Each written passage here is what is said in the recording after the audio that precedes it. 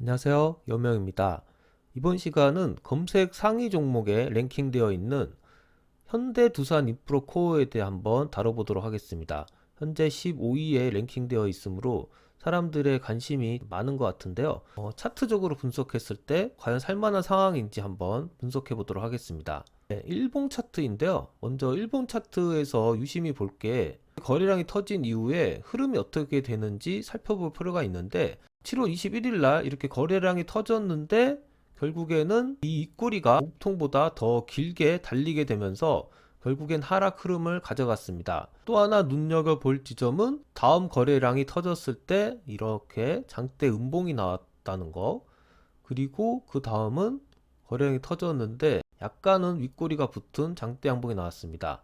이렇게 될 경우 보통 이 몸통의 2분의 1 지점을 많이 설정을 합니다. 2분의 1 지점보다 밑으로 갔을 경우에는 다시 하락 흐름이 나온다고 해석하면 되는데요. 이 경우에도 마찬가지로 2분의 1 지점을 받고 N자형으로 올라가려다가 결국에는 윗꼬리가 달린 또 캔들이 출현하면서 흐름이 다시 하락 추세로 바뀌게 되었습니다. 또 다른 해석법은 이 볼린저 밴드를 이용해서 해석하는 방법인데요. 이 볼린저 밴드를 자세히 보시면 수렴한 후에 확장을 했는데 확장이 하단으로 확장을 했습니다. 그래서 당분간 그 주식이 떨어진다는 걸 볼 수 있고, 최근에 다시 수렴을 하면서 확장을 상단으로 할지 하단으로 할지 방향성이 정해지게 되는데요. 하단으로 다시 추세가 기울어졌기 때문에 다시 하락할 가능성이 높다고 보여집니다. 또 파라볼릭 차트로 봤을 때도 아직까지 이 파라볼릭이 상단에 위치해 있어서 매수 시점은 아닌 걸로 보여집니다. 또 하나 추세선으로 해석하는 방법이 있는데, 추세선의 고점을 이어봤을 때 추세선을 돌파하는 시점, 바로 3일 전이었죠. 3일 전쯤에 거래량을 동반한 장대 양봉이 출현해야 뭔가 강하게 어떤 돌파하는 그런 흐름을 가져갈 텐데 아직까지 그런 흐름이 보이지 않고요.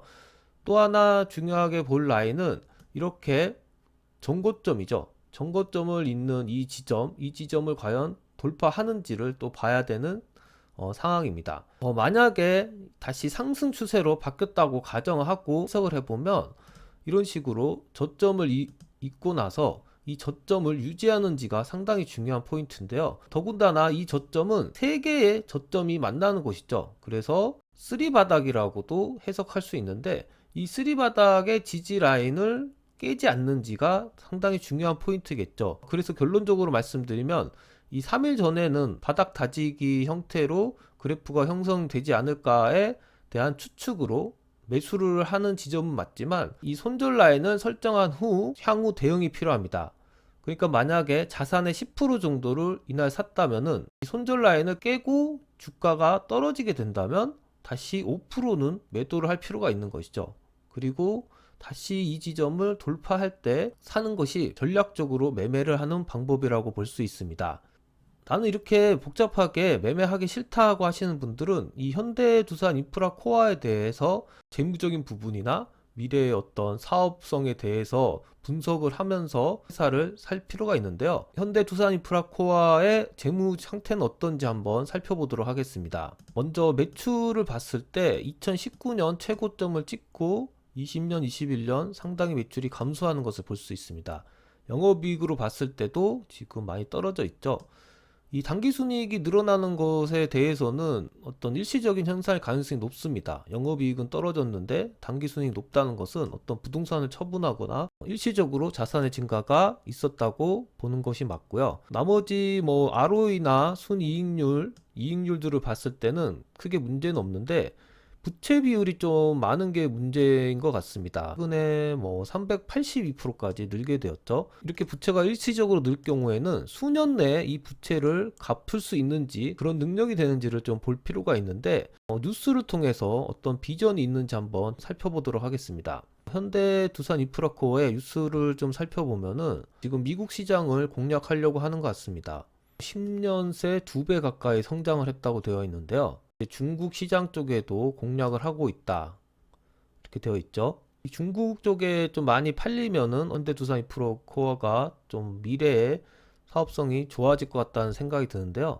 이 기사에도 보면은 중고 건설 장비 시장이 성숙기에 접어들었다 이렇게 되어 있죠. 성숙기에 접어들수록 미니 소형 굴착기 판매량이 증가할 수 있다 이렇게 되어 있습니다.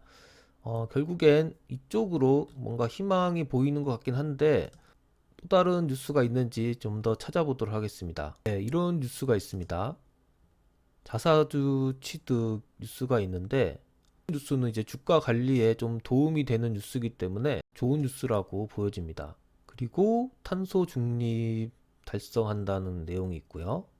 결국에는 체질 개선이 이루어져야 되는 지금 상황인 것 같은데 기사를 이렇게 읽어보면은 발주 부진으로 하락이 지속됐지만 연착륙이 가능할 것 같다고 전망이 된다 이렇게 되어 있죠. 재무구조 체질 개선과 현대건설 기계와 시너지 창출을 통해 한 단계 레벨 토대를 마련할 것이다 이렇게 되어 있습니다. 아직까지는 뭔가 확실한 그런 미래의 비전이 보이진 않고 있습니다. 조금은 투자하기에는 망설여지는 현재 상황인데요.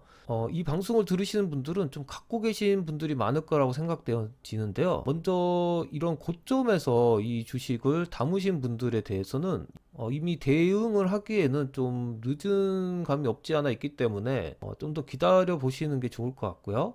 최근에 진입하신 분들은 이 3중 바닥으로 형성된 이 라인을 주가가 이 라인 밑으로 떨어지게 될 경우 그때 어느 정도의 물량은 줄이시는 편이 좋을 것 같고요. 만약에 이 바닥을 견고하게 지지하고 뭔가 거래량이 터지면서 올라간다고 하면 어떻게 보면 이 하락하던 추세가 다시 상승 추세로 바뀔 수도 있으니까 그때는 좀 더 매수를 하는 쪽으로 대응을 하시는 게 좋을 것 같습니다. 새로 진입하려고 하시는 분들은 지금 사시지 마시고 견고하게 이 주가가 바닥을 지지하는지 보고 이 볼린저 밴드가 다시 확산을 시작할 때 그때 사도 늦지 않으니까 좀 더 때를 기다리시는 편이 좋을 것 같습니다.